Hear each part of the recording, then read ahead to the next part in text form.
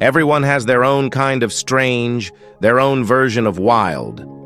Ever felt like an outsider? Like the odd one in class or the strange one in the room? You're not alone. But some people out there take different to an entirely different realm. Lives so unusual, they make everything else feel almost ordinary. This isn't about weird jobs or odd habits. These are real people whose lives don't fit the usual mold, and honestly, they don't want them to.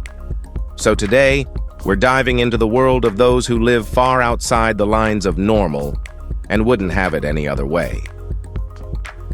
Number 15, the human dog. Kaz James is 38 and works as a store manager in Salford, but lives as a full-time pup. He wears custom-made dog gear, some pieces costing over $2,600, and behaves like a dog in daily life. He eats from a bowl, growls, barks, and even greets people by licking or softly biting their shirts. Kaz says he's always felt like a dog, even as a child. Growing up made it harder to hide. So, he stopped hiding. Through the pup play community, he met others who helped him accept this identity. With time, he became open about it to friends and family. They know him for acting like a dog, even during casual visits. He says it's not a costume or a phase, it's who he is. Some people think it's ridiculous. Others say worse. But Kaz doesn't care. As of 2025, no one on Earth really knows where he is. Maybe he found a place where he can just be left alone. Number 14, Victorian couple. Sarah and Gabriel Chrisman might have been born in the wrong century. For over 6 years, they've lived by strict Victorian standards. "It's always been my favorite era," Sarah said. That interest turned into a full lifestyle after trying a corset and finding it surprisingly cozy. She disagrees with the idea that Victorian life is harder.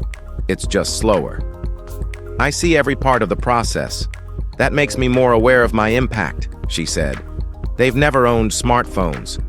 Back in 2015, they used computers only for historical research and avoided them otherwise. Living outside modern norms isn't easy, especially when communities expect everyone to behave the same. Sarah says these are human issues, regardless of race or background. She's dealt with harassment, online threats, and strangers yelling at her in public. But she's used to it. Maybe they were made for another time, and after everything, they're finally living in the one that feels 100% right. Number 13, Amo Haji. Amo Haji didn't bathe for over 17 years, until a few months before his death in October 2022 at the age of 94. No one truly knows why. Some say he feared water. Others say he believed staying dirty kept him healthy. Most locals think it all started after heartbreak. He once loved a woman who rejected him. He lived mostly on roadkill, with rotten porcupine as his favorite. When villagers brought cooked food or clean water, he got upset. He refused fresh water but still drank over a gallon a day, scooped from puddles or poured from rusted oil cans. When he ran out of manure to smoke, he lit 5 cigarettes at once. Despite no interest in hygiene, he still cared about appearance, checking mirrors on parked cars and burning his hair and beard to shape them. Though he claimed to prefer solitude, he still longed for marriage.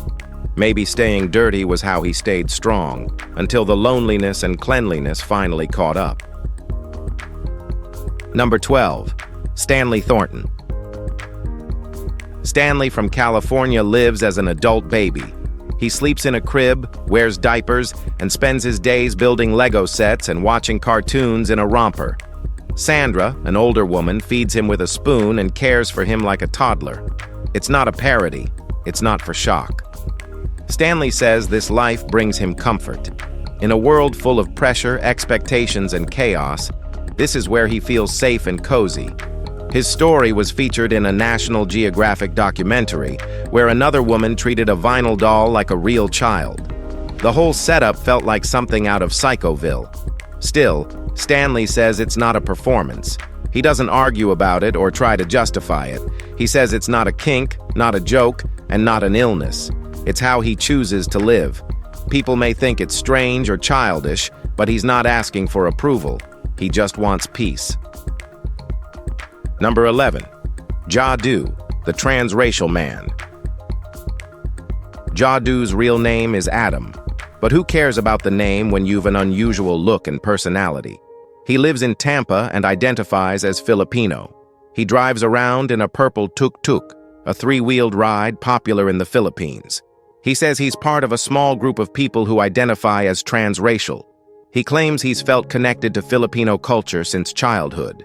He loved the food, music, and traditions, and says watching Filipino documentaries made him feel like he belonged.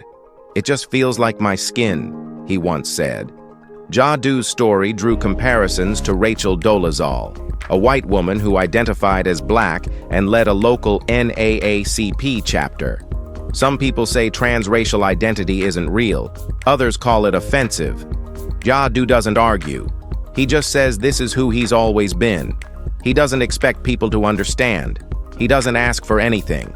He just lives like this because it feels right to him, and that's all that matters. He is the real guy. Number 10. Dragon Lady. Eva Tiamat Baphomet Medusa, aka Dragon Lady, has spent years transforming herself into something far from human. Her nose and ears are gone, replaced with silence.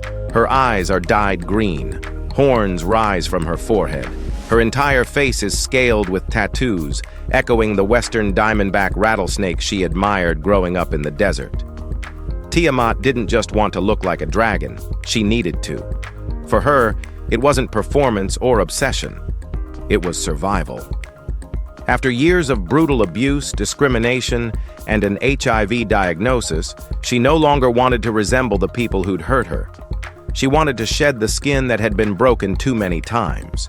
Each modification was a layer of armor. Her dragon form became the only place she felt untouchable. You can call it strange, extreme, or even shocking, but for her, becoming unrecognizable was the only way she could ever feel safe. This wasn't an escape. This was resurrection. Number 9. Martina Big and Michael Yerwin.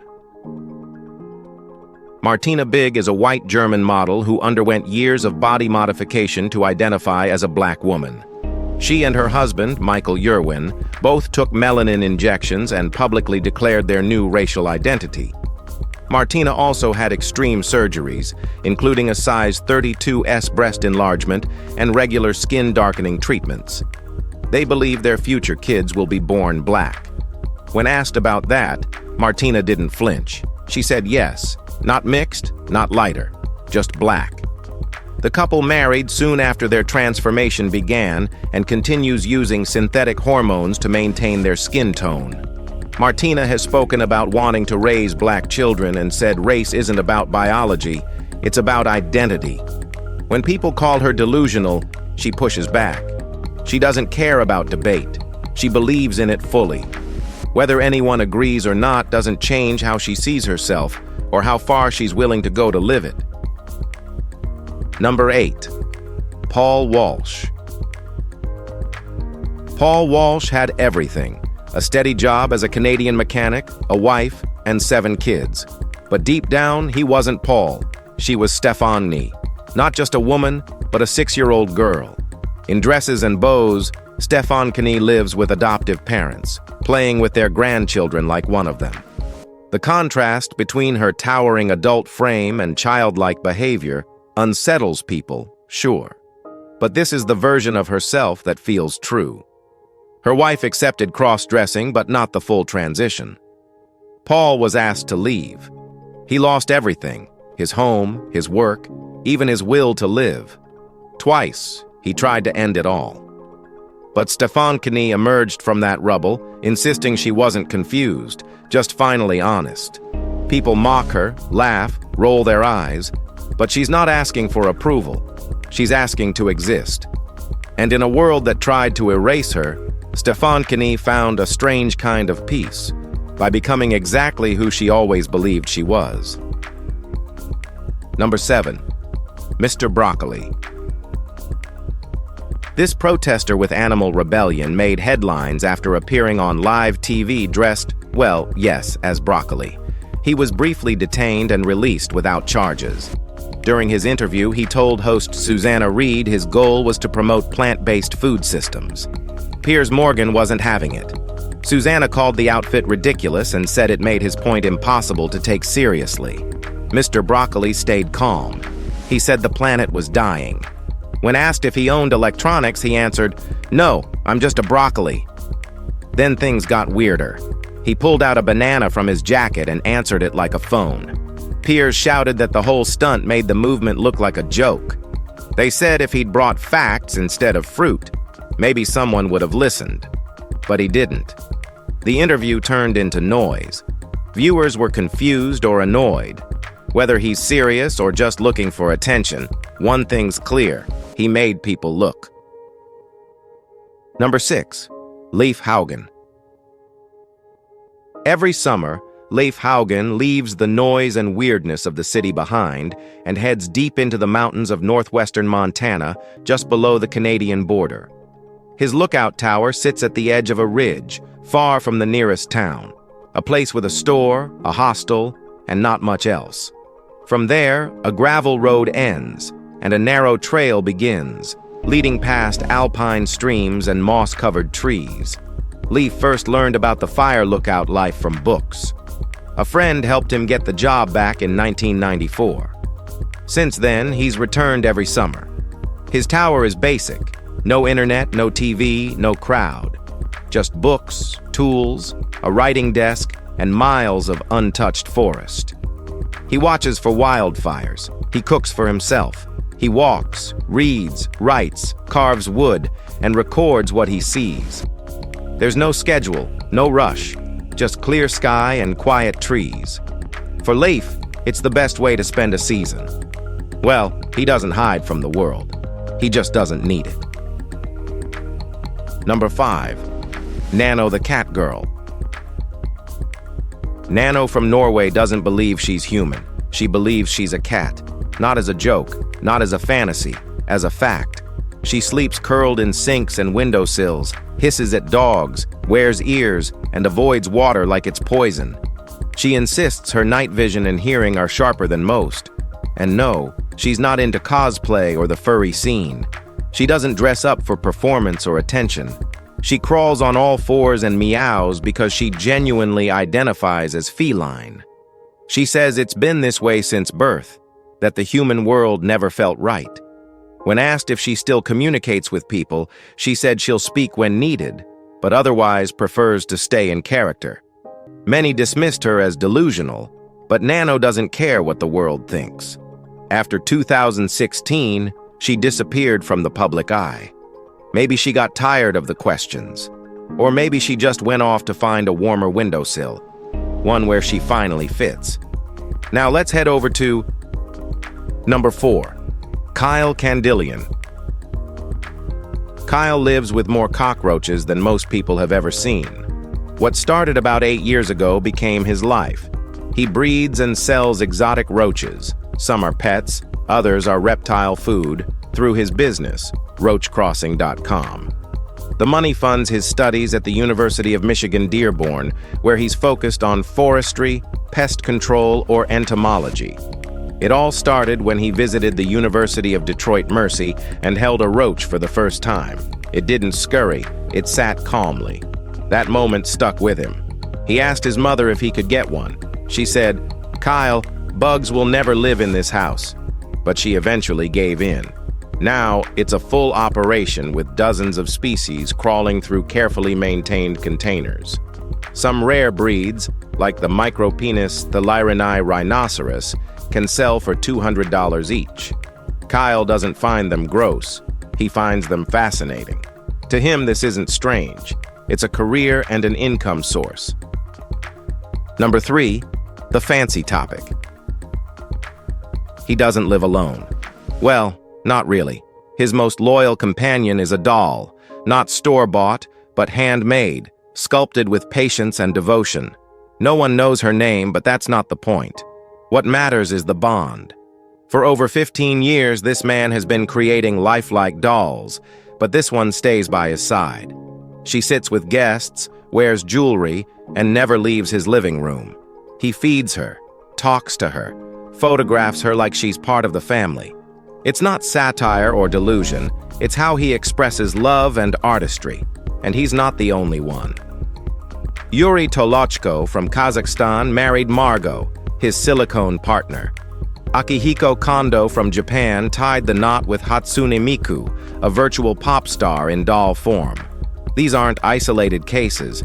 They're part of a quiet, bizarre movement where connection isn't about beating hearts. It's about emotional anchors. Strange? Sure. But who decides what love should look like? Not everyone needs a pulse to be loved. Number 2. Emil Ratelband. Emil Ratelband is a 76-year-old Dutchman who just wants to be legally recognized as 49. A self-proclaimed positivity coach, he petitioned a court to officially change his birth year from 1949 to 1969. He says he feels younger physically and mentally. His doctors even told him his body matches that of a man in his 40s. He argues that if people can change names and genders, then age should be flexible too. He says this isn't about lying, it's about truth, personal truth. He doesn't want to deceive anyone about his age. He just doesn't think it should define him. Inspired by how identity has shifted in society, Emil believes the law should reflect how people see themselves. His court case raised a lot of questions about identity, legality, and how far society's willing to go. Most people laughed it off. He didn't. He calls himself a young god and wants his birth certificate to prove it. Whether that happens or not, he's dead serious. Number 1. Chloe Jennings White. Chloe Jennings White, a scientist from West Bountiful, wants something most people fear: paralysis. She's not joking, and she's not mentally unstable. Chloe lives with body integrity identity disorder, or BIID, a rare condition where people feel certain body parts don't belong to them. For Chloe, it's her legs. She uses a wheelchair by choice, even though she can still walk. Her dream is to be paralyzed from the waist down. She admits it sounds horrifying, even to herself. But she swears it's not about attention. She's lived with this feeling since childhood. Some researchers compare it to anorexia or gender dysphoria, where the body and mind live in conflict. Others believe it's rooted in how the brain maps itself. She knows many people living with real paralysis resent her story. But Chloe insists she's not mocking them. She's just sharing a truth most can't grasp. Her life is shaped by a desire to feel whole, even if that version of wholeness comes without movement. If you've enjoyed this video, be sure to like, share, and subscribe. Thanks for hanging with us, and we'll see you very soon.